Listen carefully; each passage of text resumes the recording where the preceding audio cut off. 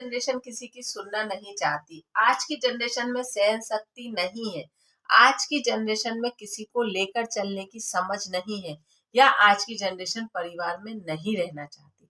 ये जुमले आपने अक्सर सुने होंगे, और जो हमारे घर के बड़े बुजुर्ग ये जुमले कसते हैं, उनके एक दो जुमले और होते हैं कि हमने तो इस प्रकार से परिवार चलाया है, या हम इस प्रकार से रहते थे। मैंने आपकी बात बिल्कुल मानी, ऐसा होता था। लेकिन क्या वास्तव में आज के समय में और उस समय में कोई बदलाव नहीं था?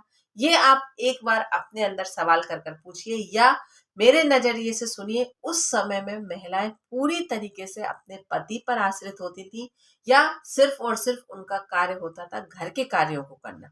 लेकिन जैसे जैसे समय परिवर्तन हुआ, आज हमारी एक्सपेक्टेशन महिलाओं को लेकर कुछ इस प्रकार से है कि वो बाहर के कार्य को भी एक पुरुष के बराबरी से संभाले। लेकिन हमने अपने अंदर बदलाव किस चीज का लाया कि महिला बाहर जाकर कार्य कर सकती है, लेकिन हमने यहाँ पर बदलाव इस चीज में नहीं लाए कि एक पुरुष घर में आकर भी काम कर सकता है।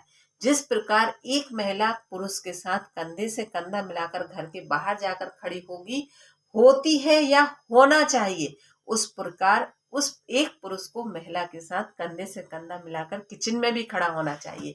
हमने बदलाव अपनी सहूलियतों से लाए।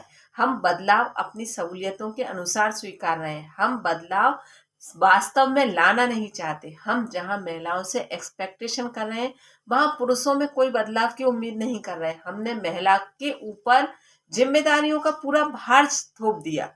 उसके बाद हम ये कहते हैं कि महिला में सहन शक्ति नहीं है, महिला में बदलाव नहीं है, या महिलाएं परिवार में नहीं रहना चाहती, या महिलाएं शिक्षित हो गई तो वो किसी की सुनना नहीं चाहती।